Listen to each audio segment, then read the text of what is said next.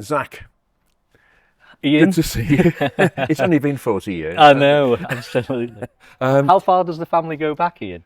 40 years. 40 years? I had, your dad gave me a Lotus Elite race car to sort out. But yeah, so 40, I used to come to Hampson auctions in Winsford and just was amazed by the cars and the people that were there. Well, that was one of the main reasons why I brought this business back, and it was such an important sort of catalyst in my life to have that sort of heritage in the family. It was my playground as a child. I was very fortunate to have that, and I'm very proud of what we've established today and what we're doing with Hampsons. Well, it's what I love about these auctions is, you know, I mean, people on the channel will know this, that I'm not, you know, yes, the £35 million Ferraris are amazing, and I've worked on some extremely valuable cars over the last 40 years, but I love the eclectic mix that you have here, because, I mean, I know it sounds crazy. I go a bit googly, weak at the knees over a Van den Plas Series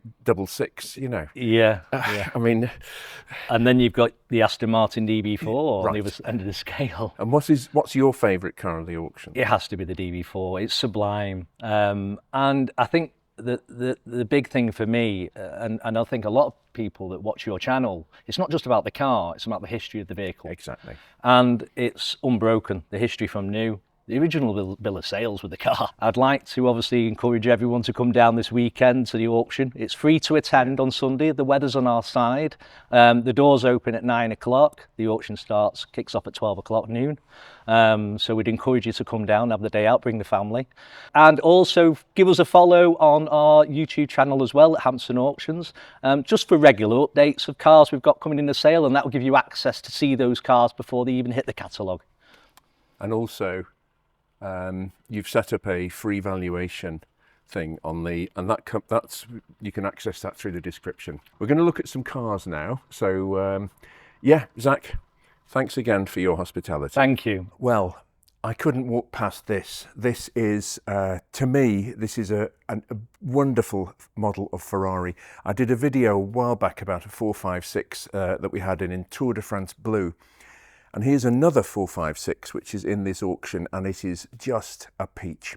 It's finished in Azzurro Monaco, Monaco Blue. It's one of two of the right-hand drive 140-odd cars, I believe, that were imported into the UK, the 456s, before the M, the Modificato. But the thing about this car is it's a factory manual car, with 3 owners and just over 26,000 miles. It's got an immaculately presented book pack. It's been maintained beautifully. I think this is a stunning car. It's capable of nearly 200 miles an hour. I've actually heard of owners who have told me they've done 200 genuine miles an hour in these cars. Very difficult to do these days, of course, but even just to look at, I think the shape is Pininfarina at its best. This huge clamshell bonnet, the lovely tan, full leather interior. I've said it before, a couple of things if I were to buy this car, I would want to put right. I'd want to put slightly more meaty wheels and tyres on it. I think the back in particular looked like a Japanese car from the 1990s, the way they are sort of let into the bodywork. They almost look too small for the car. But Ferrari didn't think so. But this was, it was a real return to the glory days of Ferrari with the front engine rear-wheel drive cars. This is a genuine 4-seater or a good 2+2. Years ago, I was involved with the Ferrari Owners Club of Andalusia in the south of Spain when it started up. There were some very colourful characters in that. And one of them had a 456 GT, and we went for a blast one day. I was in a 355 Spider, and the 456 GT was 4-up and round the twisty roads between Marbella and Ronda, the Ronda Road, which is a fantastic driving road. We were pressing on. I shall say no more. Quite a few of us. There were some ex-Hollywood stunt drivers who set the pace. I mean, it was pretty lively. And the 456 that was 4-up, we couldn't leave it in the 355. An amazing car. The other thing I would say is the dampers on them can be a problem. The shock absorbers, in particular, the front ones, they can start to get a bit lardy and a bit lazy, and the car tramps around a bit. when you're pressing on. But all that is rebuildable if you find the right people. There are racing suspension companies that will rebuild those for you. But this is just an eyeful of car. Okay, if anything goes seriously wrong with it, it's seriously expensive, but I think it's worth the risk. It's guided at 38 to 42,000 hammer price. It's a lot of car for that. The Ferrari 456 manual, factory original. It's in largely excellent condition. There's one or two little blemishes in the paintwork here and there, but what a lot of car for that sort of money. Amazing. Well, this is another car that's caught my eye, the Mercedes W124 Cabriolet. The reason it's caught my eye is because I think it's a very, very good bet in terms of it ticks so many boxes, really. The 124, I remember at the time I had conversations with people who were service managers at Mercedes-Benz garages and main dealers, and they actually said the 124 for them was the indestructible car of that era. Of course, the 126s were built like a tank as well, the S-Class, in terms of rigidity and strength. But the 124, at its price point, was pretty well unbeatable. It's finished in the Daimler-Benz Astral Silver, which had been around for about 30 years, that particular colour. But there's one or two things I particularly like about this car. It's the 320 CE, so it's got the 3.2 litre double overhead cam, 24 valve, straight six engine, which is the sweet spot in the range, because the 220s are great, but why not for a few extra less miles per gallon have the lovely sweet smoothness and power of the 6-cylinder? But it hasn't got the Sportline suspension, which means it doesn't drive like an Audi with S-Line suspension over Britain's impossibly bumpy roads. It's got the more supple, normal suspension on it. It's got factory-fitted air conditioning, which was an option even on the 320, the top of the range. And I regard that as essential in today's world. Call me old-fashioned, but or not. But I always, it's one of the first things I check is the buttons on the center console on these to see whether it's got the EC switch, the economy switch, which means you press that, you get rid of the air conditioning. But the air conditioning makes such a difference. And it's got a new folding hood, new electric hood. It's done just over 100,000 miles, 103,000 miles.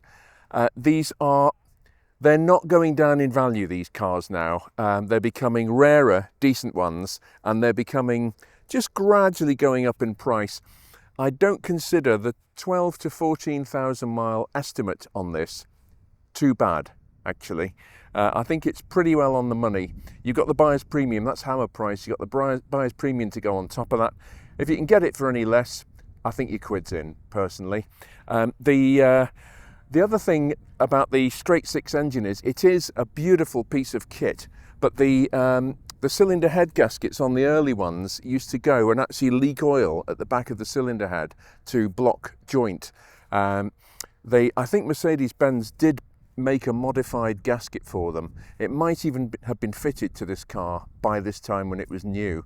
But this is a pre-facelift car, so it's still got the orange indicator lenses. It's not the very last of the line, but it's a lot of car for the money. It's a full four-seater. You can take your kids, your friends, whoever out to the pub. The top goes up and down at the push of a button. It's not ridiculously expensive to maintain. I think they've got a lot going for them. They're very, very high quality build. Parts are available everywhere still. So yeah, this gets my tick. The Mercedes-Benz 320 CE Cabriolet. Well, this is a great big emotion fest for me, this car. And I know you're probably sitting there thinking, what? Oh no, Iain's lost it. Well, yes, possibly I have, but even so, this is a very interesting car and it needs to be saved. It's on its way to the scrap heap. Look at it. It's looking all sorry for itself. It's just about got air in the tyres. It just needs TLC Deluxe, which is never going to recoup in value. But it's such an interesting and important car in world car history. In 1972, when this was launched, it's a Daimler 66 Van Plus Series 1. And in 1972, when it was launched, it was the first production V12 engine in the world. Ferrari and Lamborghini, we know, made production cars, but they weren't production. They were tiny numbers. This is series production. They made 351 of them in 12 months, which is big numbers for a hand-built car. Why is it important? Because it was the fastest four-door production car in the world when it came out. It was around 140 miles an hour top speed in 1972, which was moving then, particularly, as I say, for a four-door car. You couldn't actually buy anything faster. In series production, you had the Isofidia in Italy and things like that, or the De Tomaso Deauville, but whether these things actually got up to 140 miles an hour, I don't know. But that they were built in tiny numbers anyway. But this is the first production first production V12 engine in the world as well, long before Mercedes and BMW suddenly realised there was the cachet of 12 cylinders in the 1980s, late 80s. It was also the very top of the Jaguar and Daimler range. It had the groundbreaking V12 engine developing 265, 275 brake horsepower. It's the Vanden Plus specification, which means it's got this beautiful one-off interior, specially designed. I just think this car needs to have a future before it finally dies a death.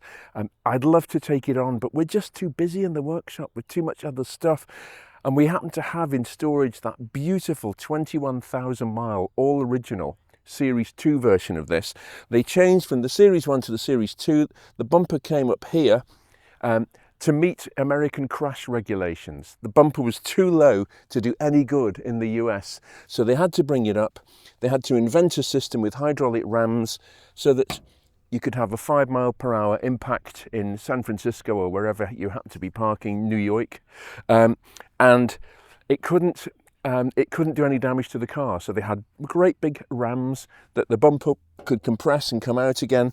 This was long before that. This was when style won the day. So it's got this deep front with this deep fluted Daimler grille, the beautiful V12 badge here. Oh, I love this car.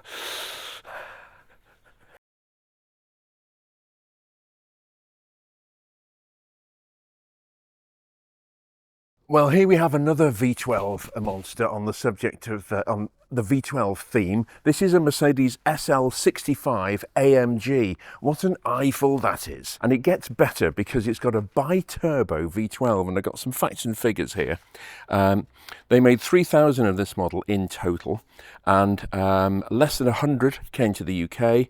Over £140,000 new 20 years ago. It's a bi-turbo engine, which means that the two turbochargers actually force into a common induction system and then to the 12 cylinders. So it's not twin turbo, as in each turbo just feeding to a bank of 6 cylinders. So very, very different. It means that you get less back pressure on the turbos as they spool up, which means they spool up more quickly, which means you have less turbo lag.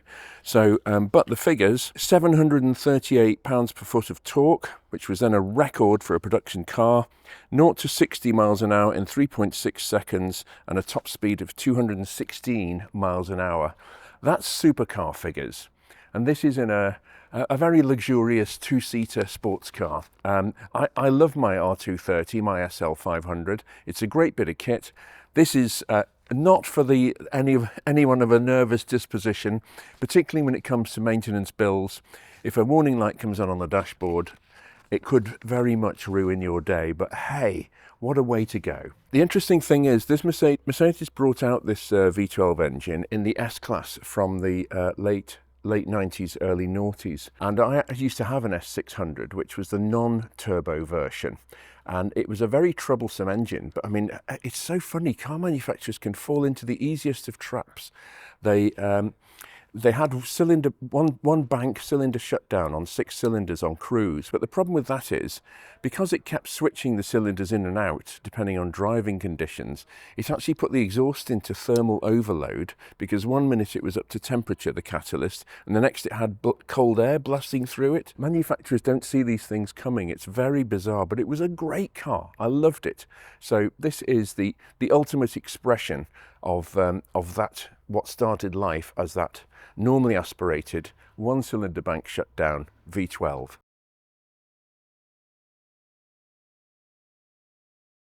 Well, this is an absolute gem. This is a Mark I Mini Cooper S from 1963. All the best things were made in 1963. I won't dwell on that too much, but you get the idea.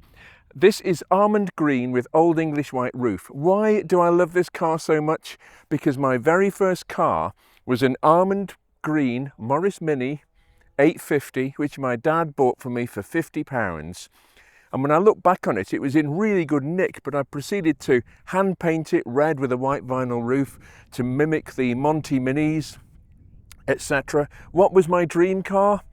A 1071 Cooper S, one of the sweet spots in Mini Cooper production. This is a with the various regulations and homologation needs and different classes of racing and things. You had 970S, you had 998, 997, 1071, 1275. There were myriad Coopers and Cooper S's, but this is something of a sweet spot. They made it for a year, and it's a full-blooded Cooper S with the larger disc brakes than the standard Cooper. It has the 11 stud head. It has an extra 2 studs holding the cylinder head down for competition use. Twin SU carburetors, and it's been beautifully restored. This car has also got racing form. One of the first owners, it's only had 3 owners. The first owner or the second owner used to race this car at Goodwood and other places, and there are photographs in the history file in period of it actually racing with this number on it. This is just gorgeous, and it's very sensibly estimated at 30 to 35, which I believe it's matching numbers. I believe it's all factory original. That would have to be verified before the sale, but it's just absolutely fantastic. An original Mark I 1071 Mini Cooper S. Apparently there are less than 200 still in existence.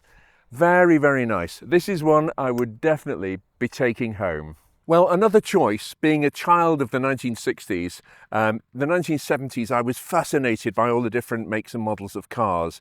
And this one was right there in the middle of it, the Lotus Elite.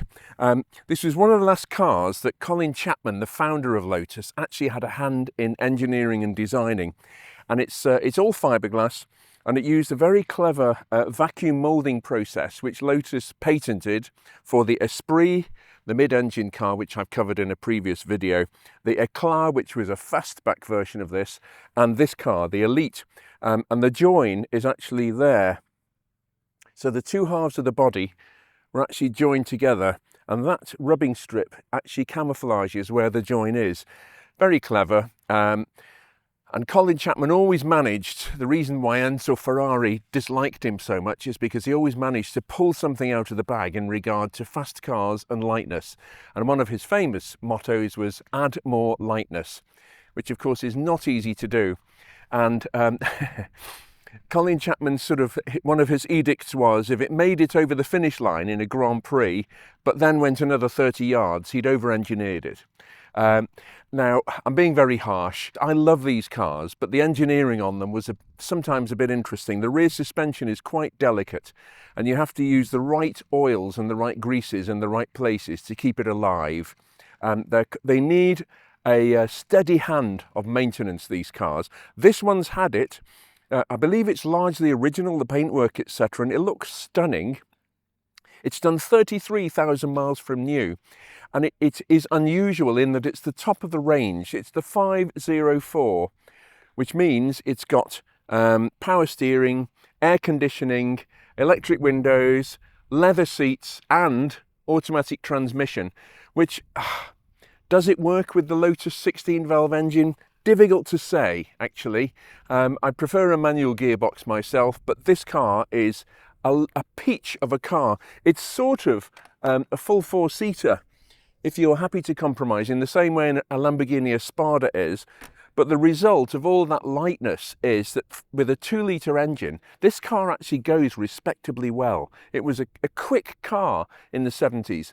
I think it was the most expensive 4-cylinder production car in existence at the time, and it's just lovely. I really like these, I really do. It's a long time since I've seen one in this condition.